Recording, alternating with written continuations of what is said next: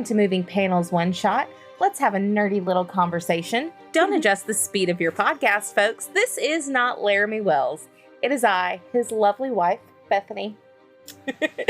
And joining me today is our lovely daughter, Ruby. Hello! If you are listening to this on the day the episode comes out, it is Ruby's 10th birthday today. So join me in wishing Ruby a happy birthday.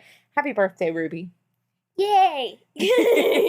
Ruby, to celebrate her first birthday with double digits, we are going to do 2 episodes about one of our favorite movie musicals, Annie. If you haven't seen the first episode, after this episode, go and listen to it. Yep, we discussed the 2014 film. Now we are going to be comparing all 3 movies that have come out. Even the 2014. Including the 2014 episode that we listened to, or that we talked about last week. So this is going to be a pretty quick episode. I'm going to throw out some characters, songs, plot points, things that happen in each different movie. We're going to pick our favorite. And then at the end, it's going to tell us which one is our favorite. We're going to tabulate points and see which one is our favorite. How does that sound? Good. First up, we are going to rank the titular character, Annie. So we are going to pick between the 1982 version of Annie. It was played by Aileen Quinn. 1999 version of Annie, played by Alicia Morton. And the 2014 version, played by Bethany Wells. Who is your favorite? My favorite is the Alicia Morton. Alicia Morton, yeah. So, full disclosure, everybody, we've just rewatched the 1999 version, like right before we started recording this episode. Yeah. And I did not remember enjoying this movie as much. Yeah, it's a lot either. Better than what I think we thought. I was like, oh man, this is like my least favorite one. And then me watching it. That's why this is my new favorite. That's why it took us so long, was we were just like, we got to watch that one. Yeah, we got to watch that one. So I am going to disagree with you on this one. I actually think Bethany Wells does a much better job playing Annie. I'm not saying she did a bad job. No, I know you're not. I'm just saying. She used to be my favorite until I recently just watched the 1999 one. Well, I think Bethany Wells from the 2014 version, she does a really good job with her facial expressions. She tells a lot of story with just her face, and that's why she is my favorite. Yeah. All right. So the next one we are going to discuss, so that is 1 point for 99, 1 point for 2014. Next person is Oliver Warbucks or Will Stacks, depending on who you choose. 1982, Oliver Warbucks was played by Albert Finney. Mm-hmm. In 1999, he was played by Victor Garber. And in 2014, he was played by Jamie Foxx. Who is your favorite? Jamie Foxx. Jamie Foxx. Only because he's in so much stuff that I've watched. Right. I am going to go with Albert Finney. I enjoy his character. I enjoy his characterizations. But I will say that after watching the 1999 version today, Victor Garber does a really good job. Yeah. But I feel like I'm being a bit biased on this, honestly. All right. So the next one up is Sandy. In 1982, Sandy was played by a dog. In 1999, Sandy was played by a dog. Named Chester. And in 2014, Sandy was played by a dog. Yeah. So, which one was your favorite? Which Sandy did you like the most? The first 2 ones, they look the same. Yeah. So I'm going to have to go with the 2014 one. Okay. Because it's a little... I do like furry dogs, but that one, it's just a little different than... Yeah, you like that they kind of mix them up. Yeah. I'm going to go with the 1982 version. He's just so big and fluffy. Yeah. I just love him. I'm not saying big and fluffy is bad. I'm just saying, like, I like how they mixed it up a bit. All right, so the next one is going to be a super easy one, but I do want to take a moment to recognize who is going to be the winner. So next up, we are going to talk about Miss Hannigan. Is it the 1982 version played by Carol Burnett, or did you just not watch the 1982 version? Oh, God.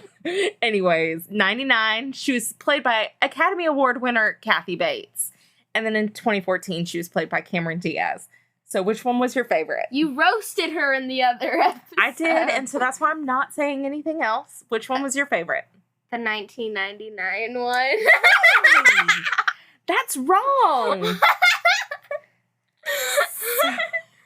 Seriously. I mean, I will say Kathy Bates is still she's an incredible actor. She's Academy Award winning. I just don't think her characterization of, I didn't feel like Kathy Bates was excited about being in this movie. Carol Burnett put every ounce of her body into being Miss Hannigan. She's hilarious. So is that your final answer, is Kathy Bates? Yes. Over Carol Burnett? Yes. Oh, gosh. The first 10 years of your life have just been, okay.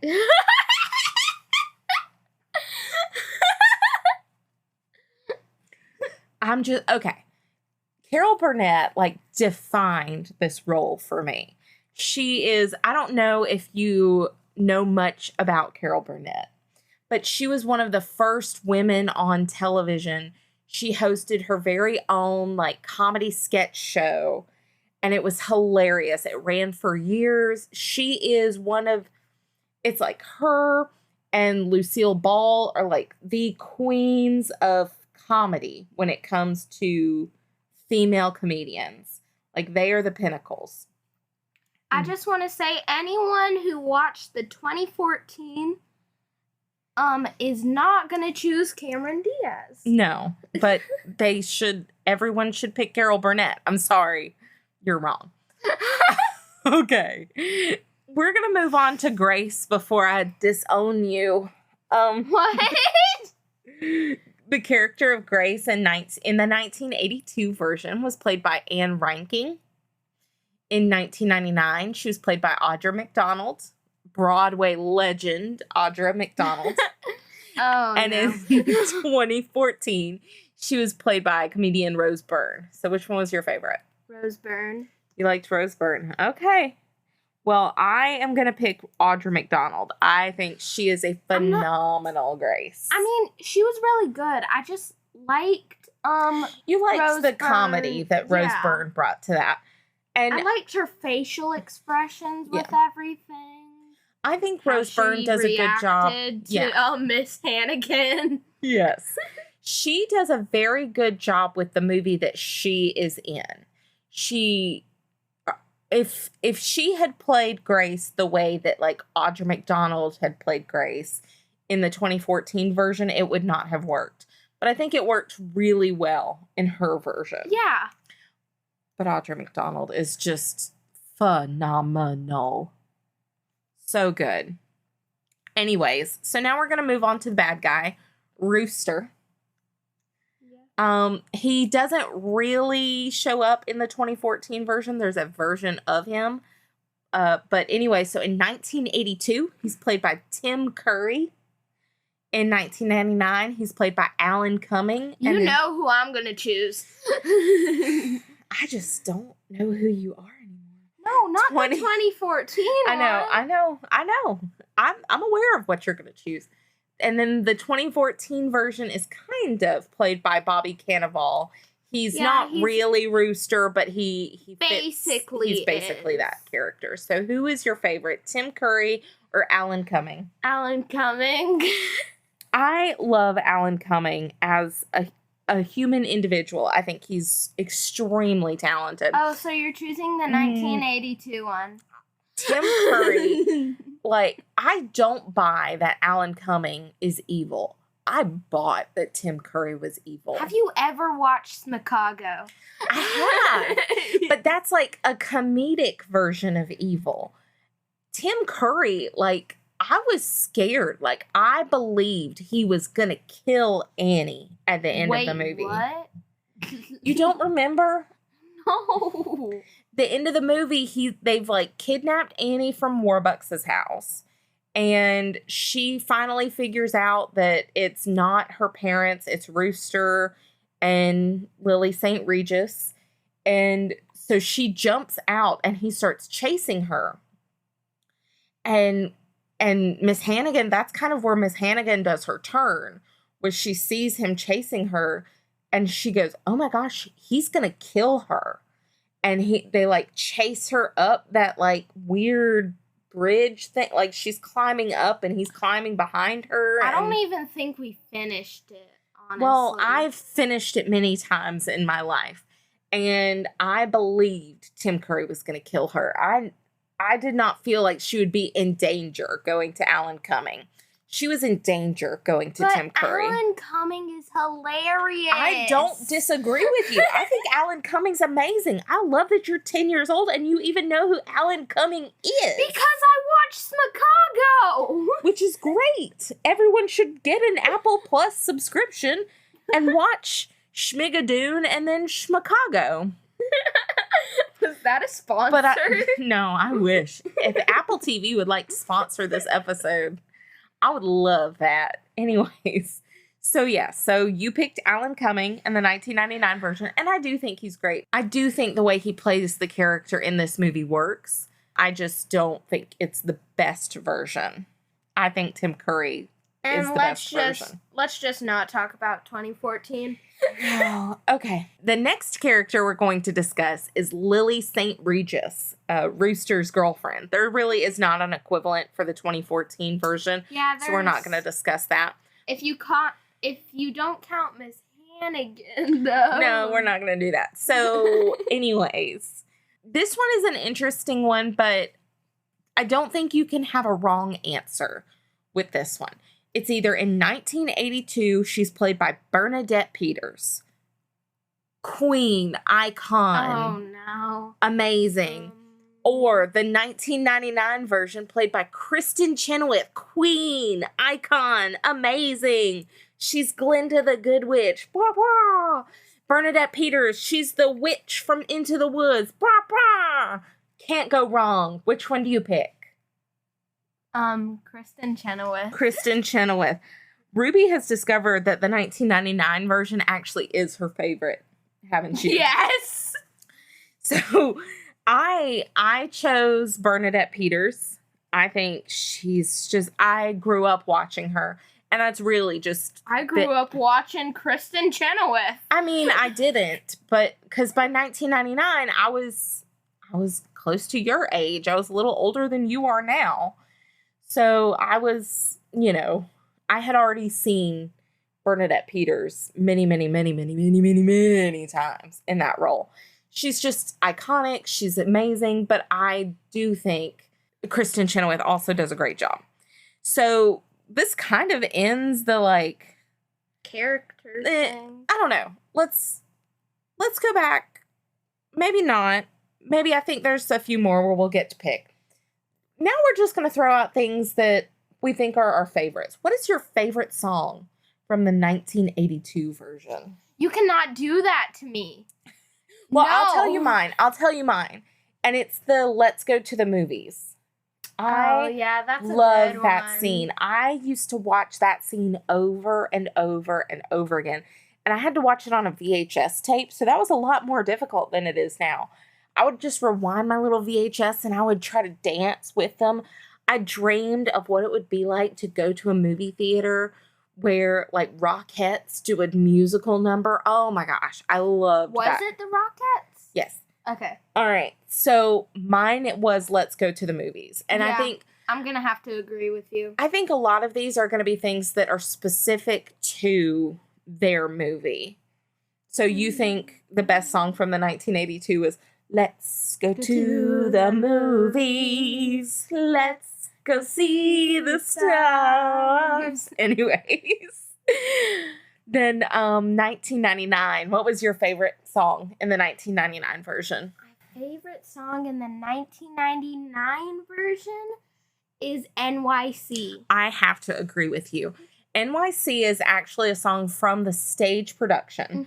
That I had to learn. You did. Last year, Ruby was in musical theater camp, and their theme was New York City, and she had to learn that production number, and then the Thursday before she performed, she got COVID.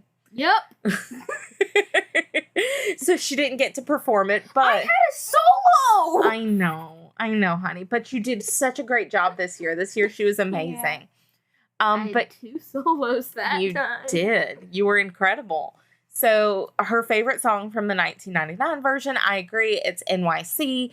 It kind of takes the place of the Let's Go to the Movies song. It's Warbucks taking Annie out into the city, telling her, all the amazing things about New York City, why it's so wonderful.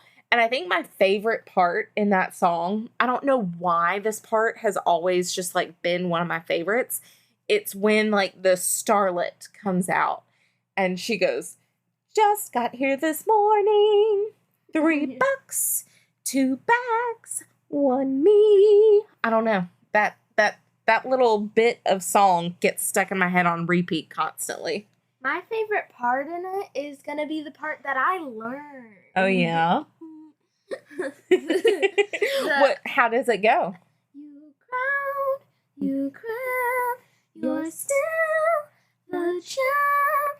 Amen for NYC. Beautiful. Mwah. Yay. All right. I think you have to have a little bit of singing when you're talking about musicals, right? Yeah, of course. Yeah, of course. Anyways, what is your favorite song from the 2014 version? Ooh. Do you need me to tell you mine? Yes. So this one is kind of not really specific to this movie, but the way they do it is so different from all the others. And so I'm going to say my favorite song from the 2014, and I know we discussed it in last week's episode, is the... Tomorrow? No. Why has that song left my head? I think I'm going to like it here. Oh, yeah, that was good. I'm going to say Opportunity. Okay. I don't love that song only because it's so slow and boring. But if that is your favorite song, I'm happy for you. I mean, it's kind of like my second favorite. Yeah. My first favorite has to be I think I'm going to like it here. Yeah. Okay. All right. So what version, the 1982, 1999, or 2014, who has the best songs? Who has the most fun music? But I know mostly, for the most part, all the songs are the same. But, you don't know how to answer that. I don't know how to answer. You know what? I'm going to answer first and see if this helps. And if you don't want to answer this, if you want to move along, that's fine. I think after watching it today, I'm going to say the 1999 version has some of the best versions of the song. I mean, it helps that you've got Broadway legends playing the bulk of the characters. Oh my gosh. I just thought of my favorite song from the 1982 version. What? It's the one that Hannigan and Mr. Warbucks sing together. Oh, Sign! We have to talk about that. Well, I changed my mind. Yep, Sign. Oh my gosh. Sorry. That is so good! It's a great song. It is Carol Burnett and Albert Finney. They started doing the movie, they started practicing, and then they realized that they did not have a song that they were singing together. So they went to the writers and they begged them for a song. They were like, please, I'm begging you, I want a song. So they went to the writers and they wrote this incredible song. And it's Miss Hannigan just being extra flirty because she looks at Warbucks as a meal ticket. And she's like, if I can seduce Warbucks, I can, get money and survive. And Warbucks is just trying to get her to sign adoption papers for him. Yeah. And then it ends with him threatening her, and it's just this really good back and forth between two incredible actors. And if you haven't seen that movie, I highly recommend you even if you don't like musicals, surely if you're listening to this podcast, you have an appreciation for Albert Finney and Carol Burnett. Go and look at that. The two of them together, their chemistry together, it's hysterical. And it's so good. What do you think about it? I was trying to think of a music something that Kristen Chenoweth has been in that's not a musical. She has been in stuff that's not a musical. She was in this movie called Four Christmases with Reese Witherspoon. But usually when she's in something, they get her to sing because she has such an iconic singing voice. But I've never seen her in anything but musicals. She's been in stuff that's not musicals. She just didn't sing in them. I know. So, which version has the worst songs?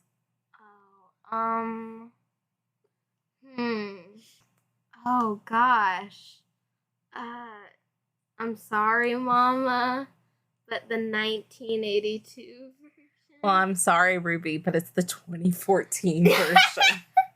I knew you were going to say that. Well, actually, you know what? None of them. They all are great. For the most part, they're the same songs in each one. But I get into some nerd stuff. I don't like that there's a lot of sound mixing issues in the 2014 version. And I think a lot of it is with Cameron Diaz's voice not being the strongest. So, like, Easy Street is an incredible song. Even if you don't like the musical Annie, you can get down with the song Easy Street. Because Annie's not everyone's favorite musical. But Easy Street is such a fun song. It's a song between Miss Hannigan and Rooster and Lily St. Regis. And they're coming up with the plan to, you know, make a bunch of money so that they don't have to live in squalor anymore. They want to become rich, and they'll do it by any means necessary. And the 2014 version, you cannot understand anything they're saying. Bobby Cannavale and Cameron Diaz are the worst singers in the movie. I'm gonna have to agree with that one, but not being able to understand what they're saying, I don't know what do you mean by that? I can't hear them. Like, the sound of the music is louder than their singing voices. And so it's hard to hear them. The only thing you can really hear is the Easy Street. Oh, and that song, yes. I thought you were talking about all the songs. Not all the songs. And I will say some of them are really good. But like I said, I do enjoy, I think I'm going to like it here. I don't like, I know you said it was your favorite, but Opportunity is a snooze fest. And so is that song that they sing in the helicopter. Yeah. And it's a pointless song. Like, I kept waiting in the 2014 version, I kept waiting for there to be some sort of payoff with the cell phones, one never dropping a call because they say it over and over and over again. And then they have this huge musical number where he's showing her all of the different cell phone towers, and they're hidden throughout the city. That being some sort of payoff. There's no payoff to any of it. It's just takes up time, and it's super duper boring. It's replacing NYC. That's what I'm gonna say. It's replacing NYC. Yeah, and it was not a good replacement, in my opinion. Wasn't. So that is why 2014 is my least favorite. Yeah, but I'm gonna say none of them because okay. You're allowed to say none of them. It is like your birthday. I do too.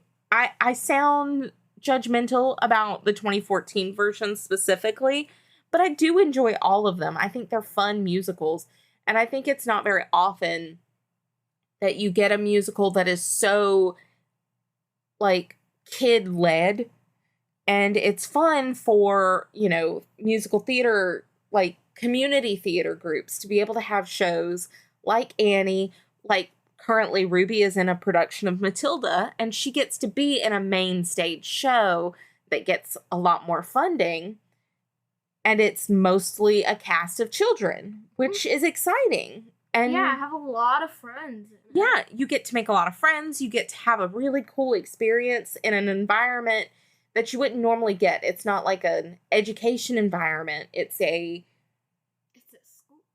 Well, no, this is not a school. It's a community theater. It's the play. But I mean, like, you're not learning the show in an education environment. I know. So you kind of get a taste of what it is that like me and your dad do when we do community theater. It's fun, but it's also like teaching you hard work and accountability and things like that. And shows like Annie do that. A lot of responsibility falls on children, and you get a chance to, and it's fun too, though. It's not all hard work, but it is fun. So I do love that about Annie. All right. These are last few things that we're going to throw out there. So, what do you think was the best, like, character flip for Miss Hannigan? Like, which movie do you think did the best job at showing Miss Hannigan kind of having a redemption story? What does that mean? So, you know how especially in the 2014 version, because I'm going to say that is my answer, is Cameron Diaz does a great job of having Miss Hannigan go from being the villain to doing the right thing, to seeing the error of her ways and doing the right thing. And she does it a little bit in the 1982 version. Like, Miss Hannigan in the 1982 version, she wants a lot of money, but she's not willing to do it at any cost. Like, she doesn't actually want to kill Annie. Like, she doesn't like Annie, but she doesn't want to see any harm come to her. Yeah. So the 1999 version didn't do it at all. That is actually, I wrote on here, best flip for Miss Hannigan? Definitely not 1999. It didn't even do it. To be fair, she's not in a lot of danger in the 1999 version. They put her in a stretcher. They put Miss Hannigan in a stretcher. What I meant is Annie. Annie is not in a lot of danger in the 1999 version. What I mean, like, is she was about to put her in a lot of danger. Yes, but it never gets to that point. They thought she was going to put her in so much danger that they put her in a stretcher. Right. So which one did you think does the better job, the 1982 or the 2014? 2014 one, because it shows it a little earlier. I will say I agree with you. Clearly, like, Cameron Diaz, despite not singing super great, does a really good job with acting throughout the movie. You get this idea that, like, she doesn't like being mean. Like, because even right out of the gate, like, when she's telling Annie that she's sending her away to a group home, like, as soon as Annie walks away, like, you see this look on her face of, like, why did I do that? She's clearly got some, like, addiction issues because she relies very heavily on alcohol and other things, clearly. And because of the medicine cabinet. Right. And so I think that plays a factor into it. And then you see in her face, like, what that she doesn't like the person she has become. Yeah, like, that also shows it in the song when, like, Annie and Mr. Stacks and Miss Hannigan sing. Mm-hmm. It mainly shows it in that song. It's like, why did I do all that stuff to her? Why did I do this? Yeah. And then as soon as she realizes that, like, the people who are taking her away are bad and gonna hurt Annie, she immediately does something about it. She's, like, right on time. Exactly. They were about to throw her off a bridge. Right. So the next question I have for you is, when do you think Annie was in the most danger? She wasn't really in danger in the 1999 version, so we're not going to really talk about that one. But do you think it was when she was hanging from that really tall structure and she had to be saved by a helicopter? The thing that you said you didn't watch? Or was it when she was... 1982, because she was about to get killed. Yeah, she's going to be killed, or when she was kidnapped by Tracy Toms. Yeah. So I think 1982. I was talking about the Tracy Toms one where she was about to get killed by someone. Well, she was going to get killed in both of them. Yes, I know that, but, like, he was gonna kill her. They both were.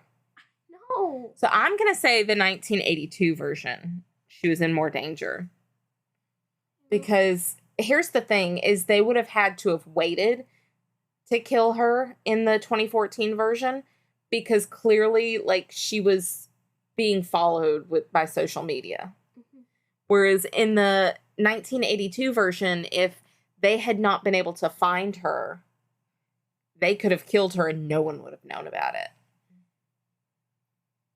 Yeah, that would have been really sad. And dark. Yeah. Would have been a weird ending for a kid's musical. Okay, yep. Annie's dead now. Bye, kids. Goodbye. The end. Annie's dead.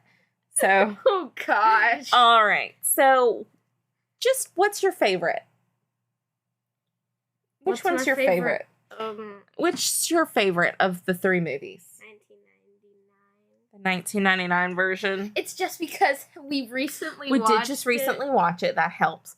But also, I agree with you. I think it helps that all of the actors in it are just stunning and just incredible. And I recognize them. Yes.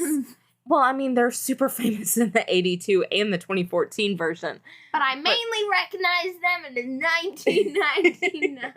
Also, as I was watching, I had to tell you who these people were. But two of the orphans, like the orphan friends in the 1999 version, the little one, Molly, was played by Sarah Hyland from Modern Family. And one of them, I can't remember what orphan name. She didn't have a name. They all have names. I just never remember which one it is. And it was her friend. Her name. It was her friend from. She was played by the woman that played Lizzie McGuire's friend on the TV show, which I thought was super cool. So your favorite was the 99. I have to say that I think 1982. A big part of it is nostalgia. And I think that plays a factor in anything you're judging. Nostalgia means something that you have, like, love for just because it's something that you remember from your childhood.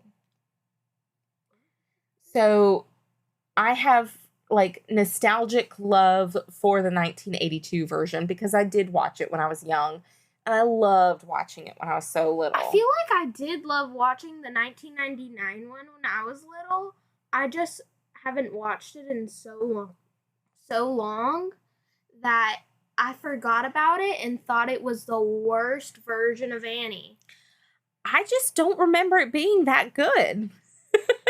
Now, I will say something that we haven't discussed much of is the Broadway show, and that is because I have never seen a full stage production of Annie. I was in a version of Annie Jr. when I was in 8th grade, but that was many moons ago. And I like how you said moons ago. Yeah. And it was a middle school version of it. So, there's that. Many tomorrow? many yesterdays ago. So we do have tickets coming up in December to go see the stage version at the Fox. We're super excited about it. Mm-hmm. One of the things I think is funny is that Annie is a Christmas show. Yeah. Yeah. So technically, yeah. So that is what we get to go see for Christmas this year is Annie. I'm excited. I mean, like, the 1999 is the only one that really shows it. Yeah, but that it's Christmas. I do remember that from Annie Jr. is that it takes place at Christmas. Yeah. The 1999 one really shows that it's Christmas. I don't think in the 2014 one it was Christmas. No, it's not very clear what time of the year it is. So it was like fall because they were wearing jackets. Yeah. So in third place, received the least amount of points of the three movies is what used to be your favorite, the 2014 version. Yeah. Second place was 1999. And the one that you clearly added extra points to. I did not. I can see your scoreboard. I know, and I gave the points fairly. I'm an honest person. 1982 won because Carol Burnett is superior. Okay. She added that. I would love for anyone to come and tell me that Carol Burnett is not superior. I would bet you money that Kathy Bates herself would say that Carol Burnett is superior to her. Kathy Bates is the Miss Hannigan that you picked. Oh, right. Oh, sorry, I don't remember their names. Okay, I'm not good with names. Okay, well, there's a name I need you to know, and it's Carol Burnett.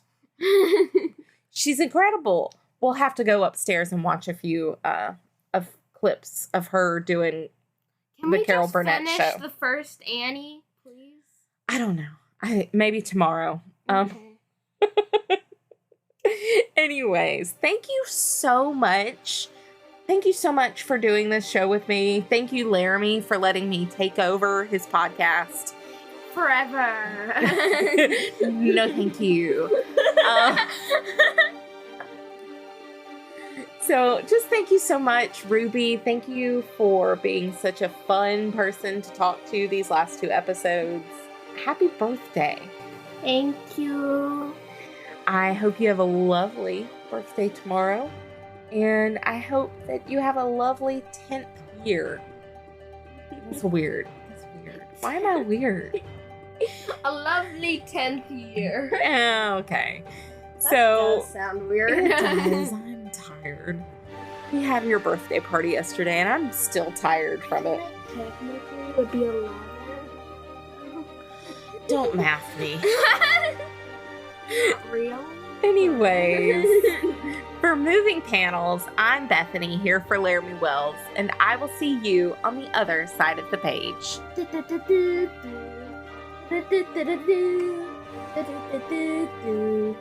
The sun will come out pronto.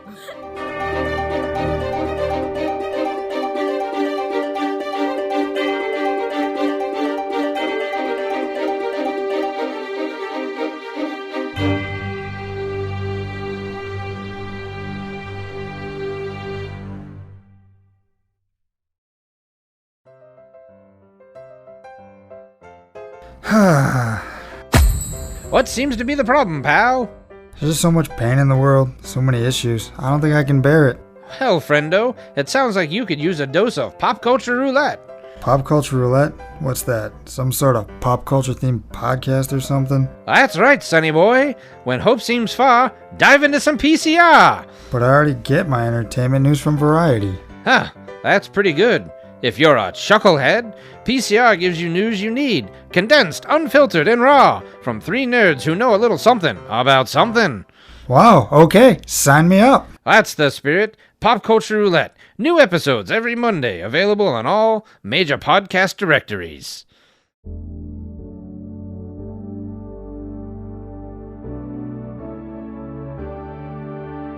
Life moves pretty fast. If you don't stop and listen to an 80s Flick Flashback podcast once in a while, you could miss it. Do you love movies of a certain age? Do you miss the days of VHS tapes, VCRs, and the video rental stores? Does the thought of another 80s movie being remade seem inconceivable? My name is Tim Williams. I'm the creator and host of the 80s Flick Flashback podcast. On each episode, I'm joined by guest co-hosts to discuss one of the many movies released in the 1980s. We share our first-time watch memories, our favorite scenes, and even learn some behind-the-scenes stories about the cast and crew along the way. New episodes are released every other Friday on your favorite podcasting platform. So make like a tree, get out of here, and go listen to an excellent episode of the 80s Flick Flashback podcast. The ad is over. Go home. Go.